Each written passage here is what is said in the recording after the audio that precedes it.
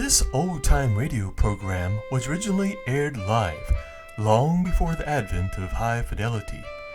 As a result, you may detect an occasional surface noise or a volume drop due to transmission problems so common to old radio. We hope, however, that any variance in audio quality will not take away from your pleasure in listening to this, one of the all-time favorite shows. Streaming Stage Left Radio presents the Sherlock Holmes Adventure Hour. Good evening, Mr. and Mrs. America and all the ships at sea. Welcome once again as we bring you the Sherlock Holmes Adventure Hour, live from the Streaming Stage Left studio. I'm your host, Jess Townsend. Tonight, friends, we have a special holiday show for your listening entertainment. So, without further ado, let me introduce, here to regale us with another story of the world's greatest detective, Sherlock Holmes, Dr. John H. Watson. Good evening, Jess. It's a pleasure to be here. I'm most pleased to share with your listeners the story of the Blue Carbuncle. Yes, Dr. Watson, when I saw the title of tonight's story, I admit I was a bit confused and looked up Carbuncle, and it's the name of a red foil that a person can have on their skin? Yes, it's a more modern use of the word, but carbuncle has been used since biblical times to describe red rubies. The boils of which you speak are actually called as such because they look and resemble a shiny red... Yes, I think our listeners get the picture now, Doctor. Indeed. You see, the Blue Carbuncle is a ruby, except it is a rare blue one, which belonged to the Countess of Morcar, I'm getting ahead of myself, aren't I? That's fine, Doctor, and I'm sure we're all excited to hear the full story, right after this important message from Carter's Little Liver Pills. When your digestion is upset and you feel headachy and irritable, take Carter's Little Liver Pills. You see, each day nature normally produces about 2 pints of a vital digestive juice to help digest your food. If nature fails, your food may remain undigested, leaving you headachy and irritable. To feel cheerful and happy again, take Carter's Little Liver Pills. And welcome back to the Sherlock Holmes Adventure Hour special holiday production of the Blue Carbuncle. And once again, Dr. John Watson, please take it away, sir. Thanks, Jess. Well, let's see now. Yes, it was the second morning after Christmas Day. I visited my friend Sherlock Holmes with the intention of wishing him the compliments of the season. After I entered his room, I noticed he was scrutinizing a very seedy felt hat.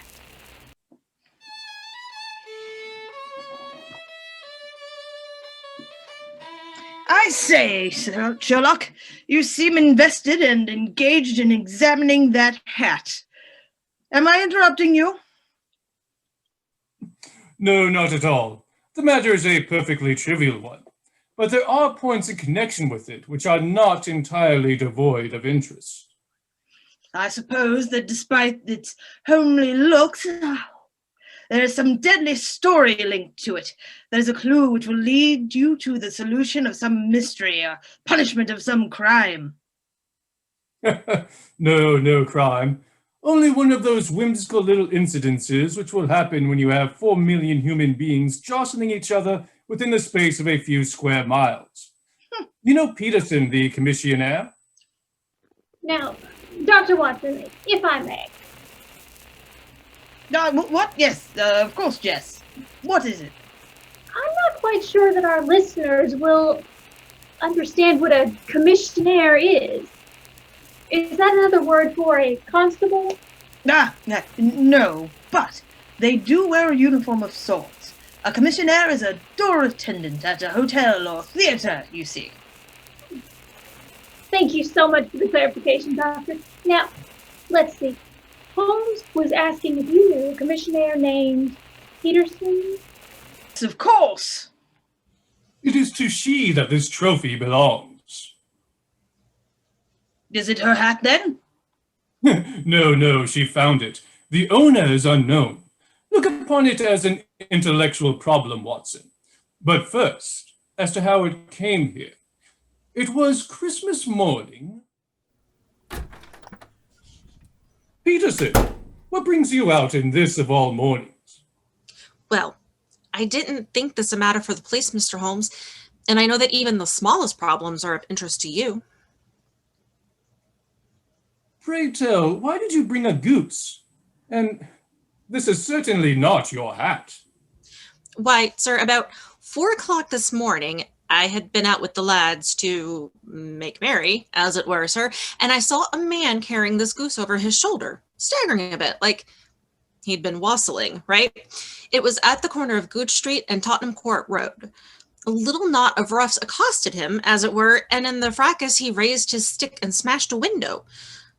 I rushed forward, and everyone scattered, and the man dropped his goose in this hat, sir. No doubt the man with the goose thought you were a constable or such, and took to his heels, and you were left with the spoils of victory, a battered hat, and a most unimpeachable goose. That's just so, Mr. Holmes.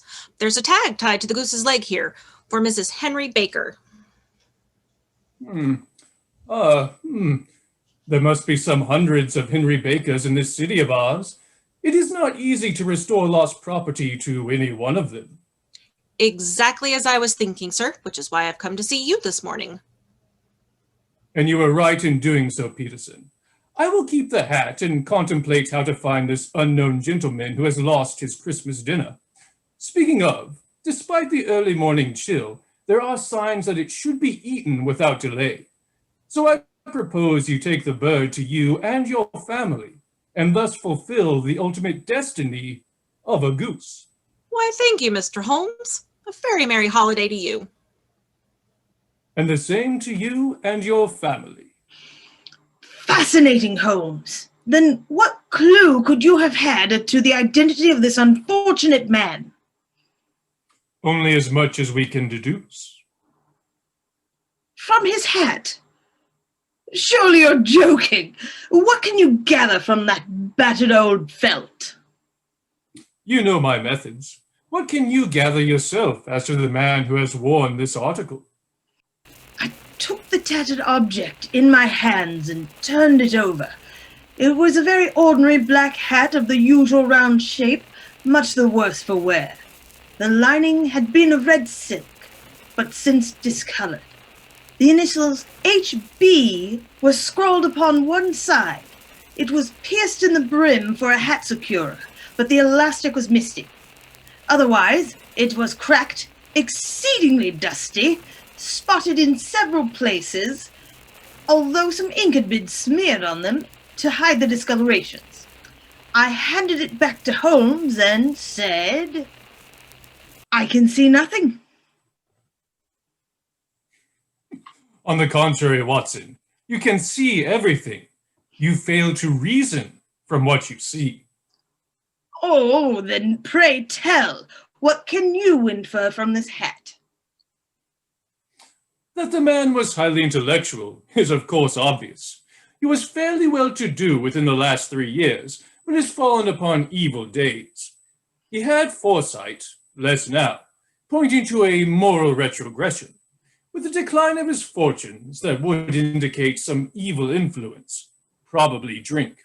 This may account for the fact that his wife has ceased to love him. My dear Holmes! He has retained some self-respect, however.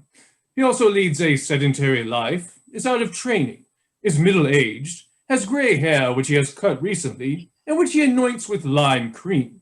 It is also improbable that he has gas in his home. These are the more readily visible facts. You are most certainly joking. I feel very stupid right now, even though I know I am not, but I must confess, I am unable to follow you. How did you deduce that he was an intellectual, for example? It is the question of cubic capacity. A man with so large a head must have something in it. The decline of his fortunes. This style of hat came in 3 years ago, and at the time was of excellent quality. If he has had no hat since, then he has gone down in the world. I confess that is clear enough. But the foresight and moral retrogression. These hat secures are never sold upon hats. It must be ordered. He took this precaution against the wind, but since we see he has not replaced the elastic, that is a sign of his weakening nature. However, he has endeavored to conceal some of the stains with ink, so he has not entirely lost his self-respect. Well, your reasoning is certainly plausible. That his hair is gray, has been cut recently, the use of lime cream, these are all shown by an examination of the lower lining. The dust on the hat is fluffy brown, not the gritty dust of the street, showing that it has been hung indoors most of the time. These marks of moisture show he is a free perspirer, so not in the best of training, to be sure. But you had said his wife had ceased to love him. My dear Watson, if I were to see you with a week's accumulation of dust upon your hat, I should fear you have unfortunately lost your wife's affection. And he is not a bachelor. Remember the card on the bird's leg for Mrs. Henry Baker. The goose was, no doubt, a peace offering to his wife. Well, you do seem to have an answer for everything. Oh, but how on earth do you deduce that gas is not laid in his house?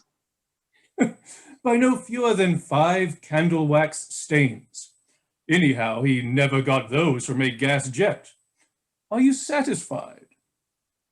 Well, it is very ingenious, but since no harm seems to have been done, save the loss of the goose and this hat, of course, all this seems rather to be a waste of energy. Mr. Holmes! The goose, sir! The goose! What of it then? Has it returned to life and flapped off through a window? See here, sir! See what my wife found in its crop! By Jove! That is a treasure trove indeed. I suppose you know what you've got there. A diamond! A precious stone, sir! It cuts glass like putty! It's more than a precious stone. It's the precious stone. The Hotel Cosmopolitan robbery on the 22nd of December. It's the Countess of Morcar's Blue Carbuncle.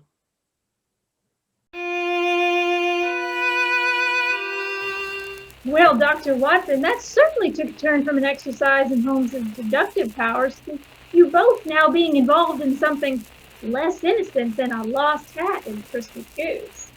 Just so, Jess. And I can't wait to tell your listeners how Holmes solved the mystery of how the stone came to be in the goose and who the culprit was. But we shall have to wait, because we need to pause for this message from Blue Coal. Regardless of what coal you're now burning in your furnace, order a ton of Blue Coal. Try Blue Coal for a week and see if it doesn't give you more even, more dependable, longer-lasting heat. That's fair enough, isn't it? And remember, when you order Blue Coal, you get courteous, careful delivery and helpful consideration of all your heating problems. Phone your neighborhood Blue Coal dealer tomorrow. And welcome back to this special holiday edition of the Sherlock Holmes Adventure Hour. Dr. Watson, are you ready to continue? Certainly. Holmes and I had both read about the Hotel Cosmopolitan robbery a few days ago in the Times. He rummaged amidst his stacks of newspapers and found the pertinent art. Yes, here it is. John Horner, a plumber, was brought upon charges of having abstracted the valuable gem based on evidence given by James Ryder, upper attendant at the Hotel Cosmopolitan.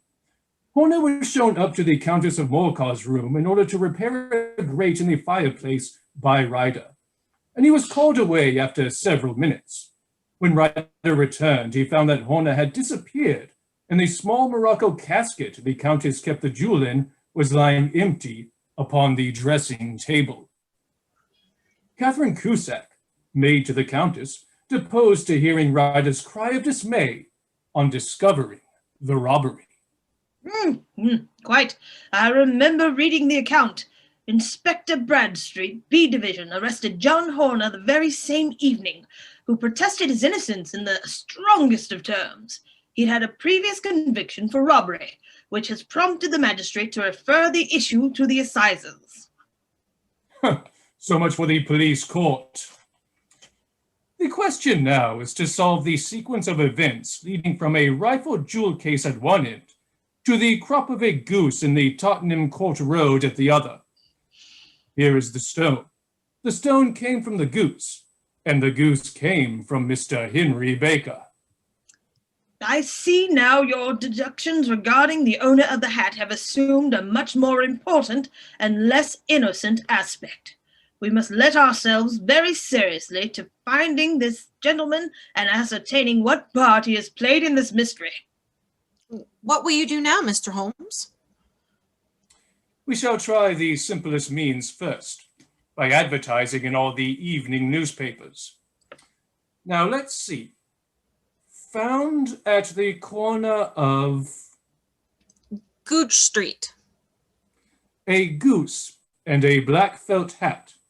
Mr. Henry Baker can have the same by applying at 6:30 this evening at 221B Baker Street. That should suffice. Quite, but will he see it? He is sure to keep an eye on the papers. He is a poor man, and the loss of the hat, not to mention the goose, was a heavy one. Peterson, here you are. Run down to the advertising agency and have that put in the evening papers. Say, as you appear unfamiliar with the robbery, you have not heard of the reward? Reward? No, The Blue Carbuncle is absolutely unique, and its value can only be conjectured. But the reward offered of £1,000 is not £1,000? Great Lord of mercy! That is the reward, and I have reason to know that there are sentimental considerations in the background that would induce the Countess to part with half her fortune if she could but recover the gem. Bless me. Why, I'll get this into the paper straight away. What shall you do with the stone? Ah, yes. I shall keep the stone for now. And I say, Peterson, just buy a goose on your way back, and leave it here with me, for we must have one to give to the gentleman, to replace the one which your family is now devouring. Very well, sir. £1,000. It's a bonny thing, Watson. Just see how it glints and sparkles. Of course, it is a nucleus and focus of crime. This stone is not yet 20 years old, but it already has a sinister history. 2 murders, a vitriol throwing, a suicide, and several robberies, all for the sake of this 40-grain weight of crystallized charcoal. I'll lock it up in my strong box for now, and drop a line to the Countess to say that we have it. All in good time. Who would think that so pretty a toy would be the purveyor to the gallows in the prison? Do you think this man Horner is innocent? And what of this involvement of Henry Baker? I cannot tell regarding Horner yet. It is much more likely that Mr. Baker is an absolutely innocent man, who had no idea that the bird he was carrying was of more value than if it were made of solid gold. We can do nothing, however, until we have an answer to our advertisement. In that case, I shall continue my professional rounds and come back this evening, for I should like to see the solution to this business. I'd be very glad to see you. Dinner is at 7. Mrs. Hudson is preparing a woodcock, I believe. By the way, in view of recent occurrences, perhaps I ought to ask her to examine its crop. Fascinating, Dr. Watson. Something tells me the solution to this mystery will be anything other than elementary. Quite right, Jess. Indeed it isn't. And I had finished making my rounds and had gone around. Beg your pardon, Doctor, but it is time for another word from one of our sponsors. bromoquinine. Ah, yes, of course. Stay tuned, listeners. We will return to the story of the Blue Carbuncle when the Sherlock Holmes Adventure Hour returns right after this message. When Holmes is getting down, just call on quinine. Relief in practice all around, so call on quinine. This is now for years and years. Forget those seas and sniffle fears. When cold and is getting down, just call on quinine. Now let's see, Dr. Watson. You were saying you had finished your doctor visits for the day. Quite.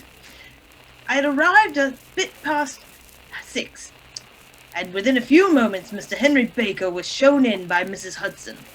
He was a large man, with a touch of red in his nose and cheeks, which recalled Holmes's surmise to his drinking habits. He spoke in a slow staccato fashion, and gave us the impression of a man of learning and letters who had ill usage at the hands of fortune. Ah, Mr. Henry Baker. Pray take a seat by the fire. This is my good friend Dr. Watson, who is familiar with my efforts to find you. Is this your hat, Mr. Baker?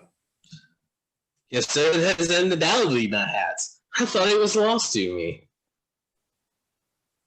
Well, we held on to the hat and the goose. We expected you to advertise in an attempt to recover them. Shillings have not been so plentiful with me as they once were. I had no doubt that the gang of roughs who assaulted me and caused me to drop this hat and my goose had carried them both off, and that it was hopeless to attempt to recover them. Very naturally. By the way, we were compelled to eat the goose. To eat it? Yes, otherwise it would have been of no use to anyone. But upon the sideboard you have another goose we have procured to replace the one you lost. It is about the same weight and perfectly fresh. Ah, yes, that will certainly be a suitable replacement. My most humble thanks. Of course, we still have the feathers, legs, crop, and so on of your bird, if you should wish to have it returned to you. They might be useful as relics of my adventure, but they're otherwise of a little use to me. No, sir, I will confine my attentions to the excellent bird which I perceive on the sideboard.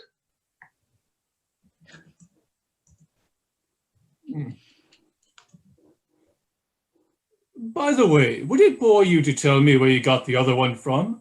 I am somewhat of a fowl fancier, and I have seldom seen a better grown goose. Certainly, sir. There are a few of us who frequent the Alpha Inn near the museum. This year, our good host, Mr. Windigate, instituted a goose club. A goose club? Yes. You see, by contributing a few pence every week, we were each to receive a bird at Christmas. I duly paid my pence, and you are familiar with the rest. I am indebted to you, sir, for the return of my hat and again for replacing my lost goose. Mr. Baker, may I ask you something before you leave? Certainly. Would you happen to have gas laid in your home by chance? No, I do not, sir. Why? Just curious.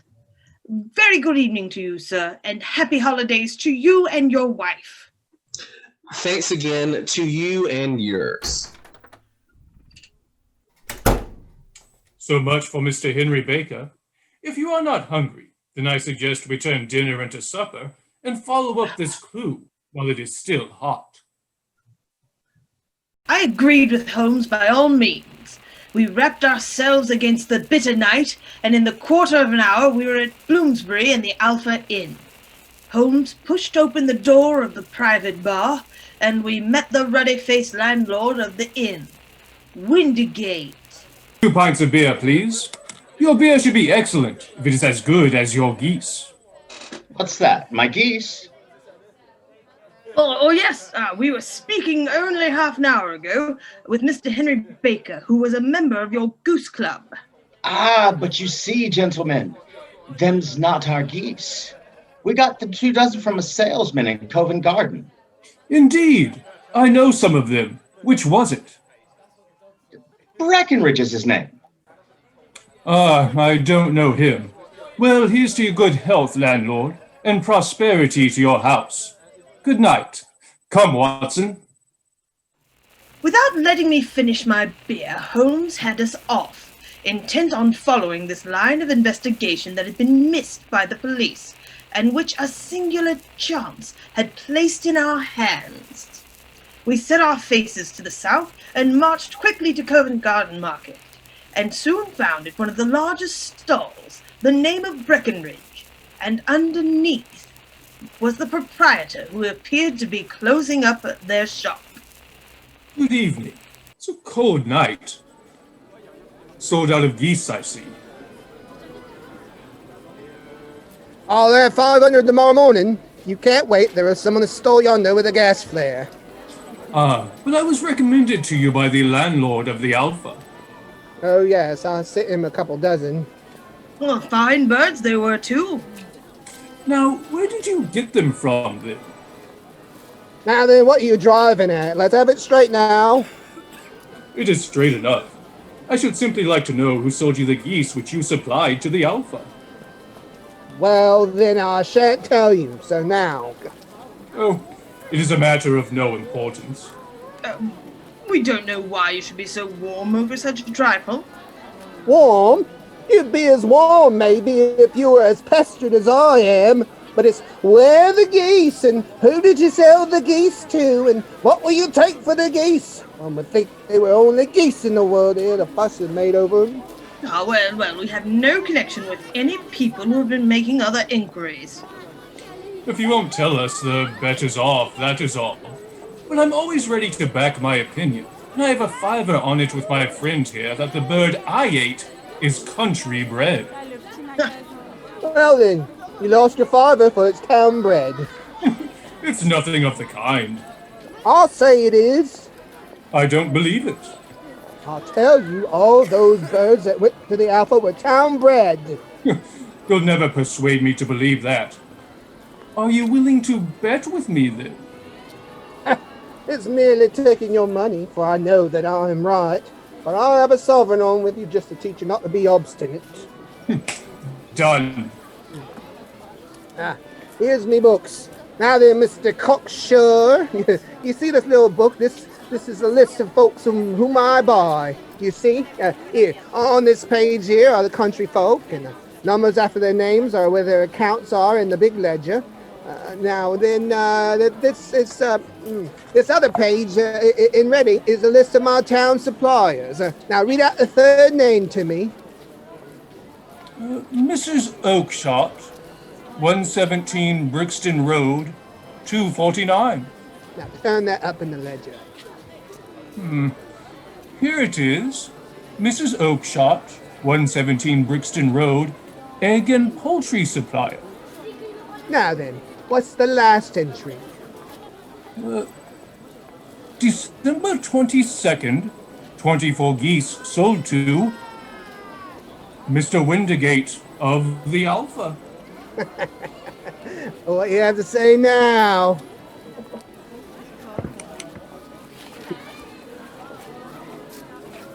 Cheers.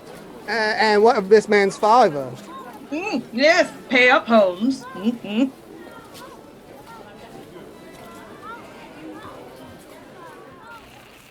Holmes and I had walked off, and once we were a distance away, we both had a good laugh, and Holmes insisted that I keep the note, as he had neglected to get me anything for Christmas. Holmes explained that the shopkeeper likely would not have given us the information. We thought if he had put down £100, but was drawn in by the idea he was doing him over on a wager. We were about to decide if we should wait until morning to visit that Mrs. Oakshott, when we heard a loud hubbub and turned and saw it was coming from the stall we had just left. I've had enough of you and your geese. If you come pestering me anymore, I'll set the dog on you. Well, what do you have to do with it? Did I buy the geese off you? Oh, no, but one of them was mine, all the same. Miss Oakshott told me to ask you... Well, you can ask the King of Prussia for all I care. Please, sir, if you could only just... I've had enough of it. Now get out of it. Ha! This may save us a visit to Brixton Road. We will see what is to be made of this fellow. Will you excuse me? Well, who are you then? What do you want? I could not help overhearing the questions which you put to that salesman just now. We think we could be of some assistance to you. Oh, what? You can know nothing of this. Excuse me, but I know everything of it. You are endeavoring to trace some geese which was sold by Mrs. Oakshott of Brixton Road to a salesman named Breckenridge. By him in turn to Mr. Windigate of the Alpha Inn, and by him to his Goose Club, by which Mr. Henry Baker is a member. Oh, sir, you are the very man I have longed to meet. I can hardly explain to you how interested I am in this matter. Watson, hail a cab, please. In that case, we had better discuss it in a cozy room, rather than in this frigid marketplace. But before we go further, who is it that I have the pleasure of assisting? Oh, my name is John Robinson. No. Your real name. It is always awkward doing business with an alias. Well, then, my real name is James Ryder. Precisely. Head attendant at the Hotel Cosmopolitan.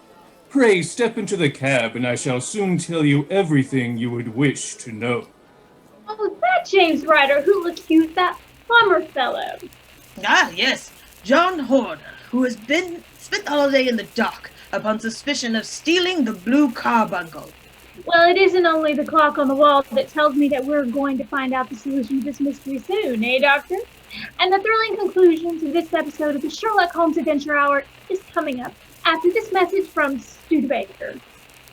This is the year of the lark. The lark is the car of the year. Look what's new for you from the lark. It's here, it's here, it's here, it's here. It's a new convertible. Seats 5 adults in style. It's so pert and perky. Runs on pennies per mile. The Lark by Studebaker. Yours in 6 stunning styles for $60, including the new convertible. And look what else is new for you. It's here, it's here, it's here, it's here. It's a new Lark wagon with 4 convenient doors. And it's style for fun and frolic, but it's still for chores. Look at the Lark yourself. Learn how it's been proven by 750 million miles of owner use. Visit your Studebaker dealer and see how nothing has been spared to build quality into the Lark. Discover why it's the value car of the year. The Lark is the car of the year. Dr. Watson, are you ready to share with us the climax to this exciting story?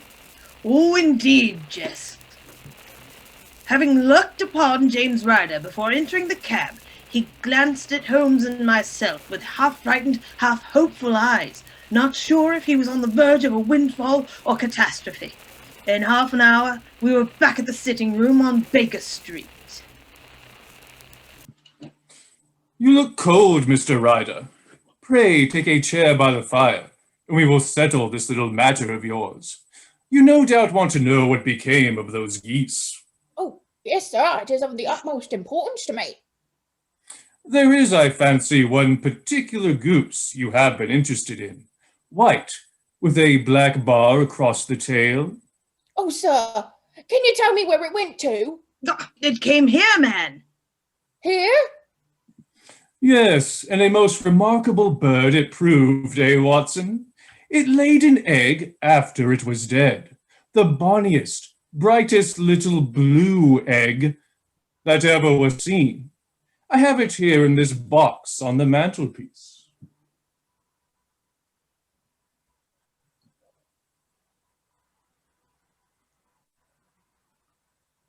The game's up, Ryder. Hold on, man, or you'll be in the fire. He's not got blood enough to go in for felony with impunity. What a shrimp it is, to be sure. Now, I have almost every link in my hands, so there is little which you need tell me.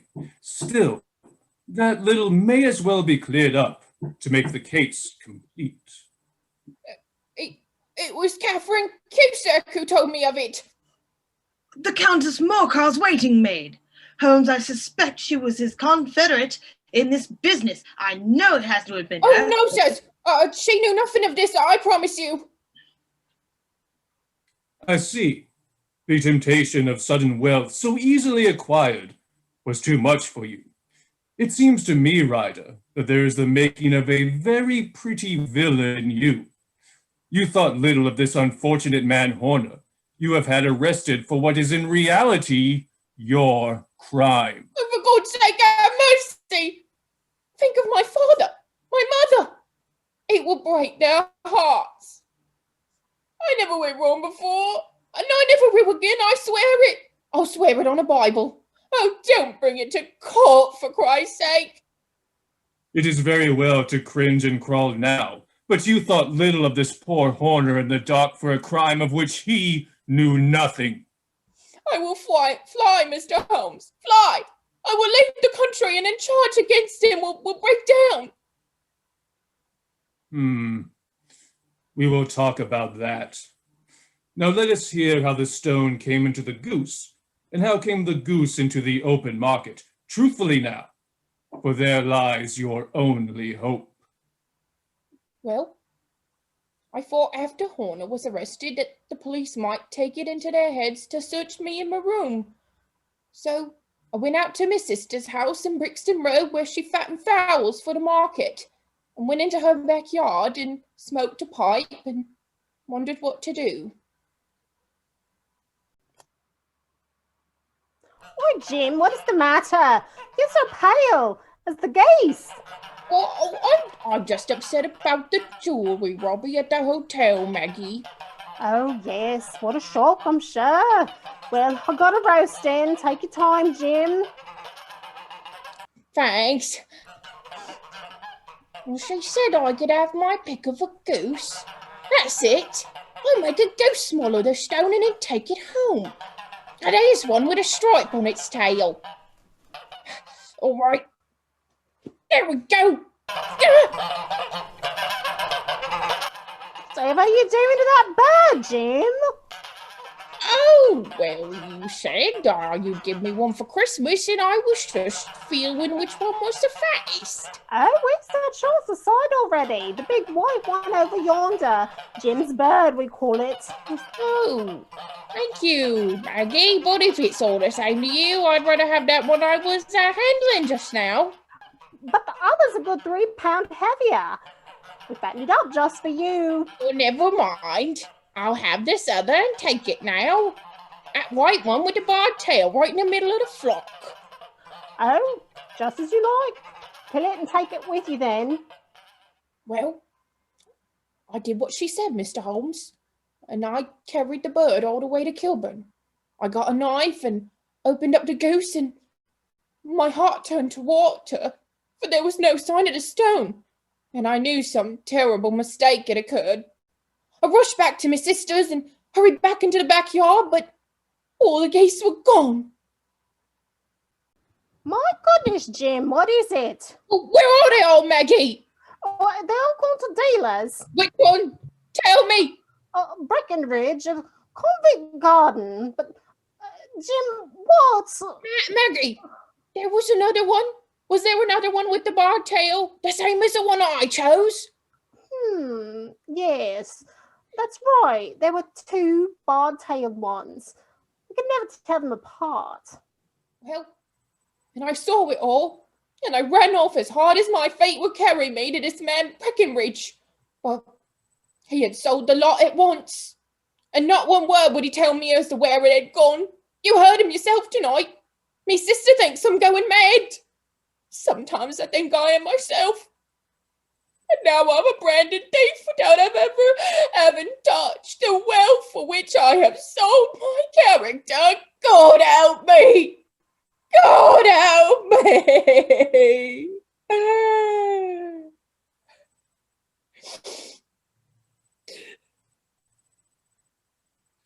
Get out. What? Oh, heaven bless you, sir! No more words. Get out.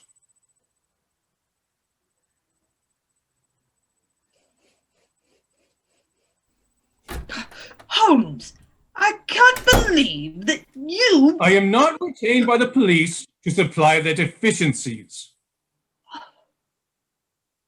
I suppose I am abetting a felony, but it is just possible I am saving a soul. Besides, it is the season of forgiveness, Watson. Oh, speaking of, I've neglected to give you this today in all the excitement. Merry Christmas, Holmes.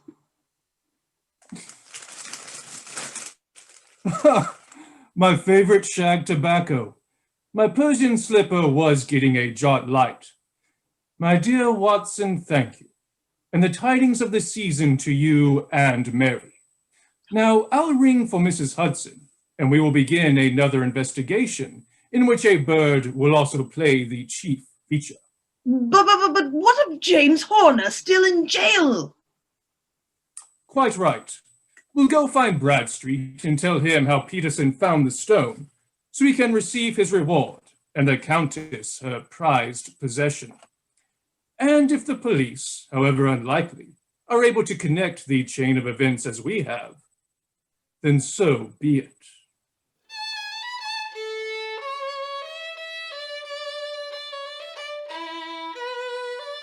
And we were quite glad we could rescue poor Horner from the dock, so he could spend the holiday with his family.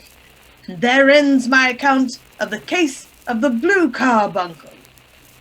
An amazing story, Dr. Watson. I'm always impressed with your ability to perform all the characters and those authentic British accents. You should have been an actor. Many thanks for spending yet another evening with us so you could share this special holiday story with our listeners. Very merry holiday to you, Doctor. And the same to you and yours, Jess, I'm sure.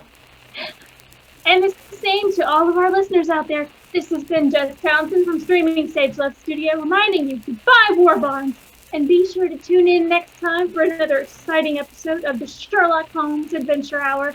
Don't forget to like and subscribe on YouTube. Happy holidays!